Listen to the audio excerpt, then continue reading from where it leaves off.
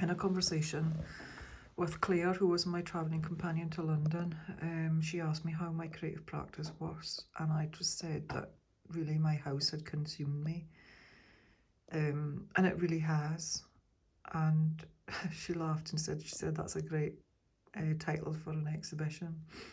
And I think, you know, it sat with me, I think, as I came home, and so that's relevant to my final hand-in pieces. How has my house consumed me and my creative energy? I've been tiling. I've learned how to tile. Repaired the floors. I've repaired this line here, and you know, where there had been partitions in the flooring, so there was excess tiles in the shed, and I managed to do a repair job on the floors so that you wouldn't really know that there had been gaps there. I did that first, and then I'd retiled my whole hearth, so this is kind of what it looked like before, and this is how it's ended up. So I have this beautiful long expansive hearth now, instead of just a tiny little 90 by a metre, I think it was, of terracotta tiles, which was awful. And then I went and tiled a couple of steps down into my patio. I found a garden. This is how it looked before, and this is what it looks like now, although I have actually cleared a little bit more since that photo.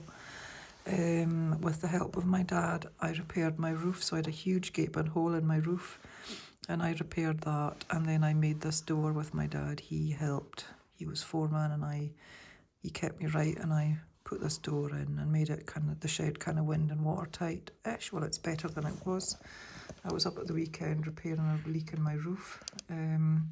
So yeah, I've been very hands-on with things that I can actually do, but it has taken my creative energy. So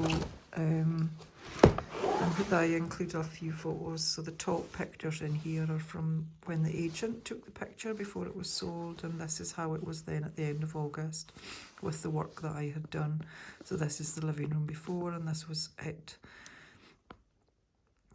just as I kind of moved in a little bit.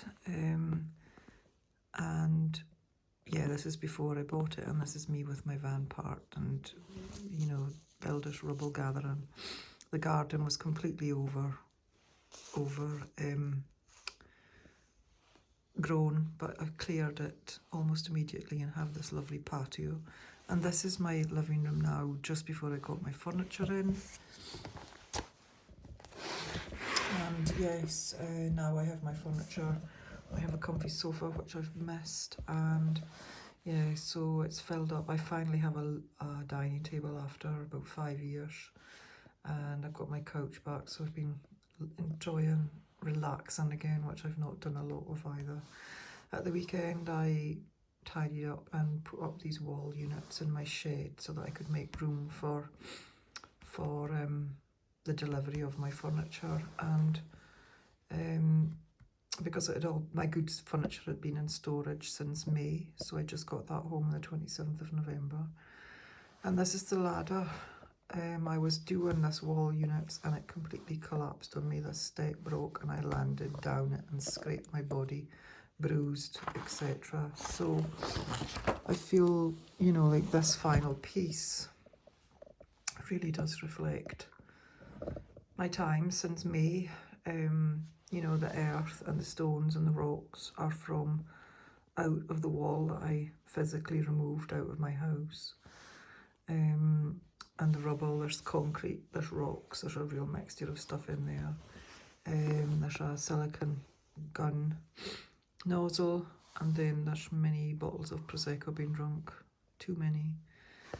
The paintbrushes from my roof, my broken ladder. It represents me, but it represents, and it also, well, it does represent me fully. It kind of does describe how kind of almost broken I am with the project. I really need it finished now so that I can regain my studio space. I need to get my stuff in my house so that I can empty my studio, because it's holding a lot of stuff at the moment, and get back to being creative and finding that contentment again, and which will reduce the amount of Prosecco that's being drunk. These are just little pictures of the final displays of the pieces that I've submitted. So my swallows' nests and baskets and clay earthwork, my box, my cube, and my seaweed and my finds, shore finds, and my copper wire work and some straw work. So yeah, that's it.